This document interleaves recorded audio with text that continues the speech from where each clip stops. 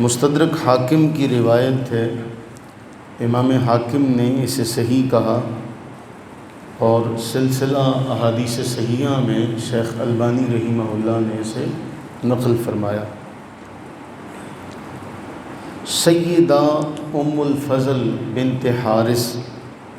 رضی اللہ تعالی عنہ اس حدیث کو روایت کرتی ہیں۔ انہوں نے ایک خواب دیکھا، خواب دیکھ کر یہ رسول اللہ صلی اللہ علیہ وسلم کی خدمت اقدس میں حاضر ہوتی ہیں کہ یا رسول اللہ صلی اللہ علیہ وسلم، میں نے ایک خواب دیکھا، میں پریشان ہوں، وہ خواب صحیح نہیں ہے۔ آپ نے فرمایا وہ خواب کیا ہے بتاؤ؟ تو سیدہ ام الفضل رضی اللہ تعالی عنہ نے عرض کی کہ میں نے خواب یہ دیکھا کہ ایک ٹکڑا ہے جسے آپ کے جسم اقدس سے کاٹ کر میری گود میں رکھا گیا، تو میں پریشان ہوں اس خواب کو دیکھ کر۔ تو نبی سرور عالم صلی اللہ علیہ وآلہ وسلم نے فرمایا تو نے تو بہت پیارا خواب دیکھا، تو نے تو نہایت عمدہ خواب ہے جو دیکھا ہے۔ اس کی تعبیر یہ ہے کہ میری لخت جگر سیدہ زاہدہ طیبہ طاہرہ فاطمہ رضی اللہ تعالی عنہ کے ہاں بیٹا پیدا ہوگا، اور وہ جو بچہ پیدا ہوگا پھر وہ آپ کی گود میں رکھا جائے گا۔ تو سیدہ فاطمہ رضی اللہ تعالی عنہ کے ہاں پھر حضرت سیدنا امام حسین رضی اللہ تعالی عنہ کی ولادت ہوئی، جو پھر سیدہ ام الفضل کی گود میں رکھے گئے، جیسا کہ اللہ کے نبی علیہ السلام نے وہ فرمایا تھا۔ پھر ایسا ہوا، سیدہ فرماتی ہیں کہ ایک دن میں حضرت امام علی مقام رضی اللہ تعالیٰ عنہ کو لے کر گود میں اٹھائے حضور کی بارگاہ میں حاضر ہوئی، تو میں نے آپ کی گود میں رکھ دیا۔ تو فرماتی ہیں کہ جب میں تھوڑا سا اپنے کام سے میں جب کہیں مصروف ہوئی اور پھر میں نے دوبارہ رسول اللہ صلی اللہ علیہ وآلہ وسلم کی جانب دیکھا تو آپ کی آنکھوں سے آنسو جاری تھے۔ میں بڑا حیران ہوئی، میں نے عرض کیا اے اللہ کے نبی، میرے ماں باپ آپ پر قربان، یہ کیا ہوا آپ کو؟ تو رسول اللہ صلی اللہ علیہ وسلم نے فرمایا جبریل امی میرے پاس آئے اور انہوں نے مجھے بتایا کہ میری امت میرے اس بیٹے کو قتل کرے گی، اور مجھے انہوں نے وہاں کی سرخ مٹی بھی لا کر دی۔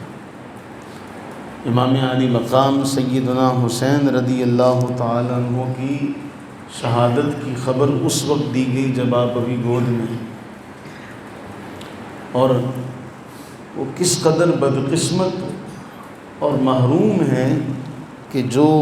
کلمہ بھی رسول اللہ صلی اللہ علیہ وآلہ وسلم کا پڑھتے ہوں گے،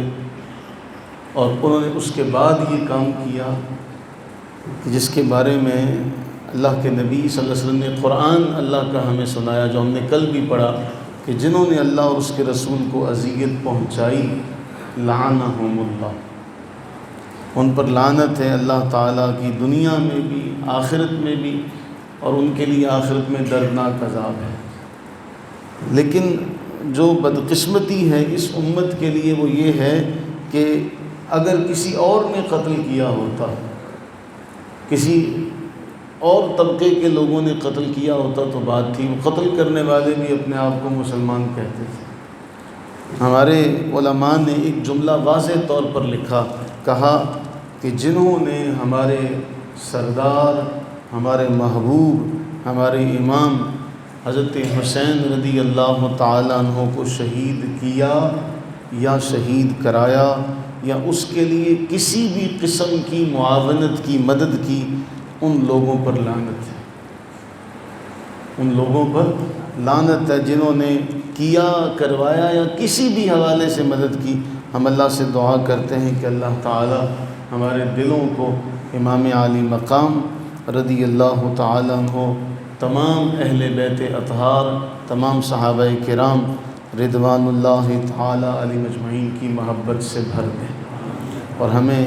ان کی محبت عطا فرمائے۔ اللہ تعالی ہمیں ان کی